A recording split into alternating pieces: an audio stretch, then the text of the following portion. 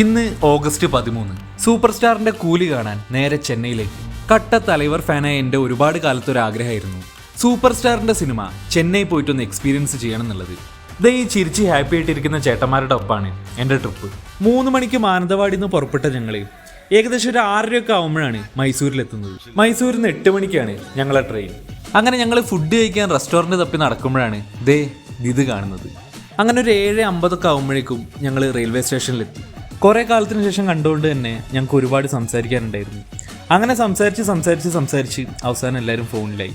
പിറ്റേന്ന് പുലർച്ചെ ഒരു 4:50 ആവുമ്പോഴേക്കും ഞങ്ങൾ ചെന്നൈയിലെത്തി. പിന്നെ അവിടെ ഉള്ളൊരു ഓട്ടോക്കാരൻ റൂമൊക്കെ സെറ്റാക്കി തരാം, നേരെ ഓട്ടോറിക്ഷയിലേക്ക് കയറാൻ പറഞ്ഞു. ഞങ്ങൾ 5 മല്ലന്മാരാണ് ഈ ഓട്ടോറിക്ഷ കയറിയെന്ന് നിങ്ങൾ ആലോചിക്കണം. അങ്ങനെ റൂമിന്റെ കാര്യമൊക്കെ നമ്മളെ ചേട്ടന്മാർ പറഞ്ഞ് സെറ്റാക്കിയിട്ടുണ്ട്. അങ്ങനെ വെറും 1.5 മണിക്കൂറത്തെ ഉറക്കത്തിന് ശേഷം കുളിച്ച് ഫ്രഷായി നേരെ ചായ കുടിക്കാനെത്തി. ചെന്നൈയിലെ ആദ്യത്തെ ചായ, കൂടെ ചെറിയൊരു വടയും. നമ്മളൊപ്പമുള്ള 2 ആൾക്കാരുടെ ലാഗ് കാരണം ഇച്ചിരി ലേറ്റ് ആയിട്ടായിരുന്നു റൂമിൽ നിന്ന് ഇറങ്ങാൻ പറ്റിയത്. ഞങ്ങൾക്ക് ആക്ച്വലി 12:30 ഷോയ്ക്കുള്ള ടിക്കറ്റാണ് കിട്ടിയതെങ്കിലും ഞങ്ങളിപ്പോൾ ഈ ധൃതി പിടിച്ച് പോകുന്നത് അവിടുത്തെ ആ ഒരു സെലിബ്രേഷൻ കാണാനാണ്. ഏതാണ്ട് 9 മണി ആകാനാകുമ്പോഴാണ് ഞങ്ങൾ ആ തിയേറ്ററിൽ എത്തുന്നത്. അപ്പോഴേക്കും അവിടുത്തെ മെയിൻ സെലിബ്രേഷനൊക്കെ കഴിഞ്ഞിട്ടുണ്ടായിരുന്നു. സത്യം പറഞ്ഞാൽ ഒരു ഫെസ്റ്റിവലിന് പോയ ഒരു ഫീലായിരുന്നു ഞങ്ങൾക്ക് എല്ലാവർക്കും ആ ഒരു തിയേറ്ററിന്റെ പുറത്ത് നിന്ന് കിട്ടിയത്.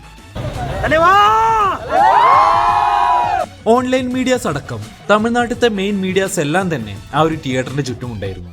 അങ്ങനെ ഒരു 11 മണിയൊക്കെ ആയപ്പോഴേക്കും ഞങ്ങൾ ആ തിയേറ്ററിൽ നിന്നും ഇറങ്ങി. കാര്യം ഞങ്ങളെ ഷോ 12:30 അങ്ങനെ കുറച്ച് ടൈം സ്പെൻഡ് ചെയ്യാൻ വേണ്ടി ഞങ്ങൾ അടുത്തുള്ള മാളിലേക്ക് പോയി. അങ്ങനെ മാളിലിരിക്കുന്ന സമയത്ത് വാട്സാപ്പൊക്കെ തുറന്നു നോക്കിയപ്പോൾ പടത്തിന് മിക്സഡ് റിവ്യൂസ് വരുന്ന കണ്ടു. പക്ഷെ എന്തായാലും ചെന്നൈയിൽ വന്ന സ്ഥിതിക്ക് അടിച്ചു പൊളിക്കാൻ തന്നെ തീരുമാനിച്ചു ഇച്ചിരി നേരത്തെ തന്നെ തിയേറ്ററിലേക്ക് ഇറങ്ങി. അങ്ങനെ അതിസാഹസികമായി ഒരു കണക്കിന് തിയേറ്ററിന്റെ ഉള്ളിലേക്ക് കടന്നു. ഉള്ളിൽ കയറി കഴിഞ്ഞപ്പോൾ മച്ചാന്മാരെ പക്ക കൺസേർട്ട്, ആവേശത്തിൻ്റെ ഒക്കെ അങ്ങേയറ്റം. മുന്നിൽ തിയേറ്റർ സെക്യൂരിറ്റീസ് ഉള്ളതുകൊണ്ട് മാത്രമാണ് ആ സ്ക്രീനിന്റെ മേളിൽ ആരും കയറാത്തത്. രോഹിണി തിയേറ്ററിലെ ഒരു മെയിൻ സ്ക്രീൻ അല്ല ആക്ച്വലി ഇത്. പോരാത്തതിന് ഉച്ചയ്ക്കുള്ള ഷോയും. പക്ഷേ FDFSന്റെ അതേ ഒരു ഫീല് ഞങ്ങൾക്ക് ഇവിടെ കിട്ടിയെന്നുള്ളതാണ് സത്യം.